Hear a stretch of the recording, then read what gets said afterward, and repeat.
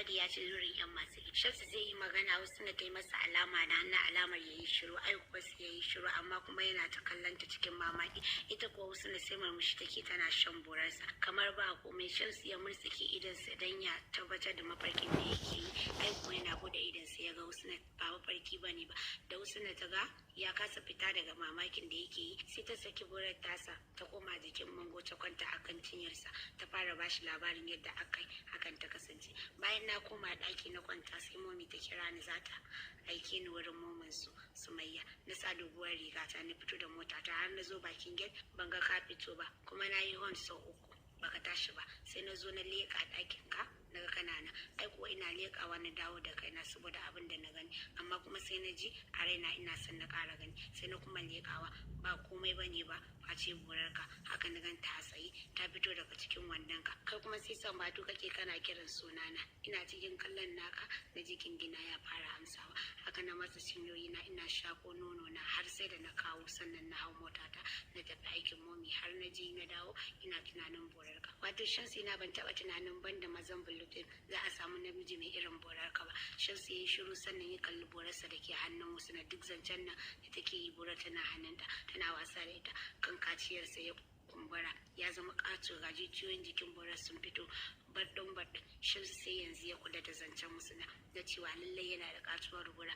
dan in dai Husna na son sarrafa burar tasa sai dai ta riko da hannu biyu haka Husna ta kasance a ɗakin Shamsu kamar ɗakin da tana ta sha masa bura wani lokacin ta haɗa da manyan 'ya'yan gwalakinsa. Shamsu ya rasa me yake masa daɗi sai limshi ido yake yana ajiyar zuciya yana cewa wasu na ya isa zan suma daɗi yana ta iyo ita kuwa kamar ma zuga ta yake ya ƙara tsotsar kan kaciyar take kamar ta samu alewa can sai ta ga Shamsu ya mummiƙe kafafuwa ya sandare sai jin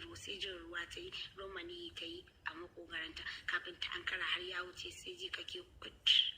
ta shanye maniyin Shamsu a lokacin Shamsu ya dawo hayyacin sai ya tashi zaune sannan ya kallo su na yi mamashi sannan ya tashi ya saka sakata a ɗakin nasa Husna ta ce lafiya Shamsu ka sa sakata ko magana bai mata ba ya fara shafa ta yana kamo manyan nonuwan nan na Husna masu kama da kan jariri Husna ta ce Shamsu amma ba za ka ce ni ba ko shi dai kawai daga mata kai alamar ya sa hannunsa kasa ya dago doguwar riga ya cire mata ita sai ga nonuwa a tsatsaye ko bara babu kan nonon ta ya kumbura haka Shamsu yake ba ya kai baki ya fara sha mata nono kai kuwa Husna zai ta fara bankare kirji ya kama kan nonon nan ya fara ja da libansa yana murza ɗayan da hannunsa wayyo tsaya na kwanta Shamsu zan faɗa haka Husna ta faɗa dan a lokacin daina ganin komai dai sai duhu saboda tsabar daɗi kwanciyar da ke da wuya Shamsu ya canza salon wasa ya sa hannunsa ya cire mata fantanta wanda shi kaɗai ya rage a jikinta Shamsu duk da jikin shi da ruwan gindinta kallon doron Husna da yayi ya ga yana ta motsi gashi ya sha aski tas kamar kan jariri abin ya bashi sha'awa sai ya koma da ta tsakanin cinyarta ya sa harshensa akan gindinta ya zo hannunsa ɗaya yana murza kan nononta yana marin su Husna ta rikici fa ta kama kukan da yoyon Allah Shamsu zan faɗa wa Abba yau ka taɓa min nono ka sha gindina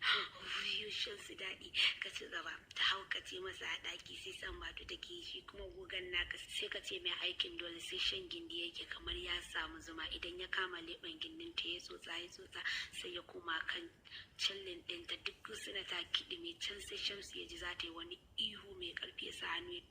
dafe bakinta wasu na irin matan nan ne masu ambaliyar ruwa wanda zaka ga kamar fitsari suna silalo shi nan da nan ta ɓata mai shimfiɗar da ruwan gindinta tana ta shure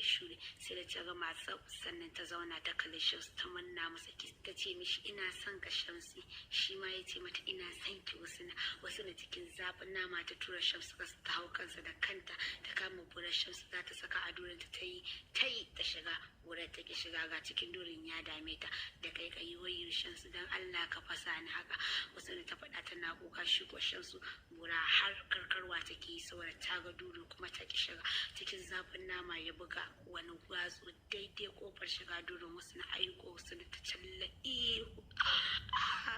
sakamakon zafin daɗin da suka haɗar mata. Lokaci ɗaya cikin wayo da dabarar Shamsu ya juya ta koma ƙasa, ya zaro burar sai ya nemi